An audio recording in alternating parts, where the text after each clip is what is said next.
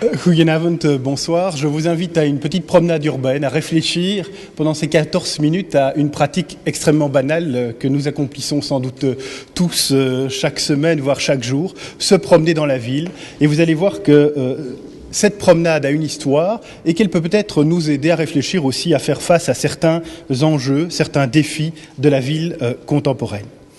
Alors, tout commence en 2003. Puis en 2005, d'abord à l'Université de York, puis à l'École des hautes études en sciences sociales à Paris, 2 thèses de doctorat sont soutenues sur la promenade. La promenade à Londres, la promenade à Paris. Et on peut vraiment, avec ces années-là, voir la création d'un nouvel objet historique. Jusque-là, il y avait bien eu déjà des ouvrages sur les parcs et jardins, des articles sur cette thématique, mais on n'avait jamais constitué la promenade ou les promeneurs, les praticiens de la promenade, comme un objet historique spécifique avec des thèses de doctorat. Alors depuis, il y a eu de nombreux colloques, des conférences, des ouvrages collectifs, comparatistes entre les différentes villes européennes, et je vous propose de réfléchir un peu avec cette perspective historique et de voir, en l'appliquant à Bruxelles, ce qu'on peut en tirer. Alors, mettons d'abord les choses au point, ouvrons un dictionnaire du XVIIIe siècle. Qu'est-ce que la promenade ? C'est une action de celui qui se promène, mais c'est aussi un lieu où l'on se promène, à la fois une pratique et un espace spécifique. Et se promener. Eh bien, se promener, c'est marcher, aller soit à pied, soit à cheval, soit en voiture, pour faire de l'exercice ou pour se divertir. Donc, il ne s'agit pas seulement d'être promeneur piéton, on peut aussi être promeneur en véhicule ou à cheval. Ces définitions ont très très peu évolué dans le courant des 18e, 19e et même au début du 20e siècle. Alors, de façon un peu systématique, il est bon d'avoir toujours à l'esprit, pour simplifier, qu'il y a 2 types de circulation. Une circulation qui serait plus utilitaire, où ce qui compte, c'est que ce soit efficace, rapide, c'est la qualité des infrastructures qui permet cette rapidité, la circulation d'un lieu à un autre le plus rapidement possible.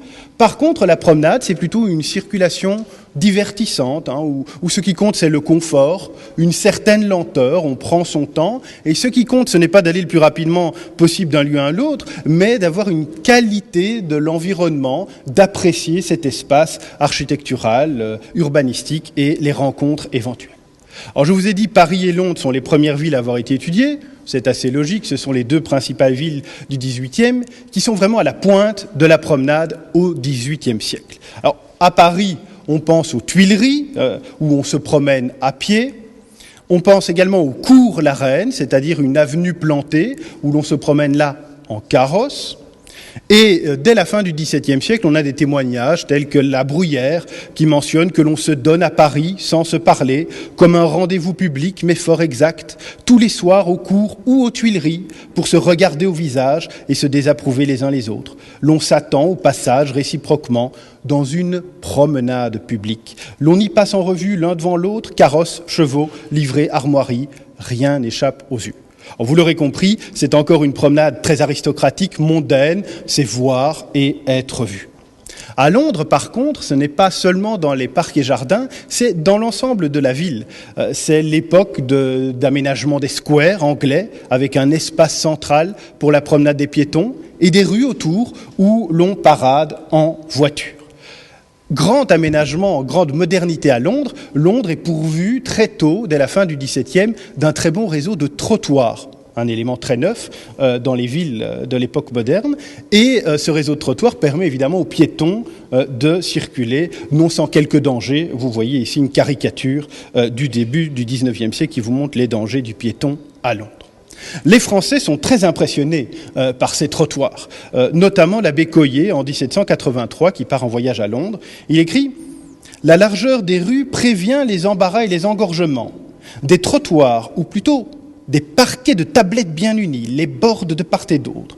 On n'y marche pas, on s'y promène en amusant ses yeux d'un spectacle continuel. » Et à Bruxelles, me direz-vous? Eh bien, à Bruxelles, si l'on fait une présentation chronologique, alors, excusez-moi, je ne vais pas rentrer dans les détails, ici, il s'agit vraiment de vous montrer sur un siècle comment une pratique se développe. Au départ, des promeneurs ont été dans des espaces qui n'avaient pas été spécifiquement aménagés comme espace de promenade. On va tout près d'ici, tout près du Kai Theater, à l'allée verte, le long du canal. On va au palais du Coudenberg, où on essaye d'obtenir son entrée pour aller dans les jardins royaux, ou éventuellement on fait la promenade des remparts. Et en un siècle, là vous avez une carte de 1870 sur laquelle on a placé tous les espaces de promenade, il y a tout un réseau qui va se constituer. Alors vous avez le parc de Bruxelles, évidemment, c'est la promenade au parc, et à partir de ce parc, c'est un premier espace piétonnier. Vous avez des rues autour pour les voitures, bordées de trottoirs, les premiers trottoirs de Belgique, à l'image de ceux de Londres, et le tracé royal va permettre encore d'étendre cette promenade jusqu'à l'extérieur de la ville. Pour atteindre quoi ? Les boulevards, qui eux sont aménagés dans les années 1820-1840. Et ces boulevards, c'est une plantation, un espace planté, avec des contre-allées pour piétons, avec l'allée principale pour les voitures, des contre-allées pour les cavaliers, et c'est une promenade de 8 km qui ceinture toute la ville et qui offre donc un réseau de promenades assez impressionnant. On a également des promenades scientifiques dans les années 1820 avec le jardin botanique, puis ensuite dans les années 1850 avec un jardin zoologique, on a un peu oublié, mais au parc Léopold. Et donc la promenade devient un moyen de se divertir en apprentissant, en regardant les plantes et en regardant les animaux. En même temps se développe le lèche-vitrine, c'est-à-dire une promenade commerciale. À partir des années 1820, déjà, notamment rue de la Madeleine, là vous avez une vue de Jobard qui représentait tous les commerces de la rue de la Madeleine, en haut à gauche, il y a également, évidemment, les monumentales Galeries Royales Saint-Hubert, où l'auteur, Cloysenard, écrit « Les galeries ne seront pas seulement un passage, mais par leur heureuse disposition, elles doivent devenir une promenade de jour et de nuit, d'été et d'hiver. » Et évidemment, terminons ce parcours chronologique rapide par l'immense bois de la Cambre au bout de l'avenue Louise. Vous voyez donc qu'en un siècle, une ville qui ne possédait que quelques espaces où des promeneurs se divertissaient, bénéficie d'un véritable réseau à l'échelle de la ville, et cette pratique va vraiment structurer l'espace urbain. Que peut-on en tirer pour faire face à certains défis de la ville contemporaine ? Eh bien, premier point, c'est que la promenade est un outil pour renforcer le lien social. Et on le voit très très clairement dès le XVIIIe siècle. Je vous ai mis ce superbe tableau qui se trouve au musée de la ville de Bruxelles. On y voit le prince de Ligne en rouge au milieu du parc de Bruxelles, entouré d'une certaine population mondaine, évidemment, plutôt, quoique certains sont habillés plus modestement. Ça nous paraît aujourd'hui encore relativement aisé, une certaine élite qui se rencontre, mais c'est très révolutionnaire. C'est un personnage le plus important de la noblesse belge qui se trouve dans un espace public et qui potentiellement peut croiser un bourgeois, voire quelqu'un du tiers-état. C'est vraiment un moment clé dans les liens sociaux qui se développent. Deuxième point très important, et ça ce n'est pas qu'à Bruxelles, on se rend compte que lorsque la pratique de la promenade se développe dans les villes, c'est justement le moment où on a le développement urbanistique, le moment où on fait ce qu'on appelait à l'époque les grands embellissements, des quartiers entiers. Et effectivement, on le voit à Bruxelles avec le quartier royal, clairement, un parc structure l'espace. Autour, on a un quartier de 40 hectares et tout le quartier est pensé à l'échelle du promeneur. Il y a un rythme spécifique et seul le promeneur peut apprécier la mise en scène de l'architecture, les jeux de symétrie, les perspectives, apprécier les bancs publics, la statuaire publique, tous des jeux d'architecture qui s'offrent aux promeneurs. Troisième point extrêmement intéressant aussi, c'est que la promenade est un lieu d'innovation au XIXe siècle en matière de mobilité. Évidemment, on se promène surtout à pied et le piéton est au cœur de tous les embellissements des villes au XVIIIe et XIXe siècle. D'ailleurs, c'est pour lui qu'on a créé les premiers trottoirs, les passages couverts, les contre-allées, mais on aménage également les espaces de promenade pour les voitures, les cavaliers. C'est très intéressant parce qu'on voit bien qu'on dépasse les tensions aujourd'hui qui peuvent apparaître entre les différents modes de circulation. On est dans une optique où la circulation qui importe, c'est la circulation lente, un rythme spécifique de promenade. Et toute personne qui accepte ce rythme dans la ville peut faire usage de ces espaces, qu'ils soient à cheval, en voiture ou à pied.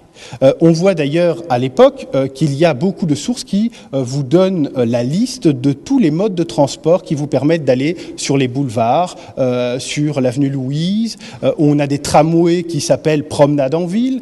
On a des voitures de location avec des nouveaux modèles de voitures qui vous permettent d'avoir une vue à 360 degrés, puisqu'on a les berlines qui se développent. Bref, tout un tourisme de la promenade en plein essor.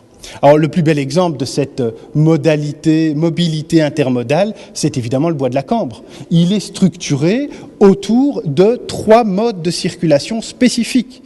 Vous avez des sentiers pour piétons, promeneurs piétons, vous avez des sentiers pour cavaliers et vous avez des routes pour les voitures. Mais tout le monde accepte, en entrant dans le bois de la Cambre, de réduire sa vitesse, y compris le piéton, et la qualité de l'environnement devient essentielle dans la relation à l'environnement et dans la relation aux autres. Un très bel exemple également, c'est l'avenue Louise, qui a spécialisé à l'époque, depuis on a simplifié très fortement l'espace public, différentes allées et contre-allées pour chaque mode de circulation avec des matériaux spécifiques pour assurer le meilleur confort à chaque type de circulation. Tout cela pour vous amener au bois de la Cambre. Alors, en conclusion, qu'est-ce qu'on peut tirer de cette perspective historique ? Eh bien, il y a eu évidemment une simplification de certains de ces espaces et bien sûr les boulevards extérieurs ont subi de très grandes transformations au XXe siècle, mais il ne faudrait pas avoir une vision trop simpliste. La tension qui s'opère à ce moment-là est une tension entre une circulation utilitaire et une circulation divertissante, la promenade, et qui était déjà présente plus d'un siècle avant.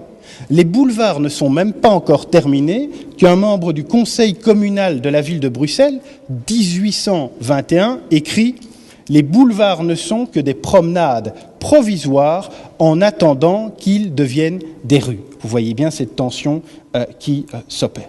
Alors, depuis, il y a un certain retour à la promenade, notamment la promenade verte, dont probablement les conférenciers qui vont me suivre vous parleront.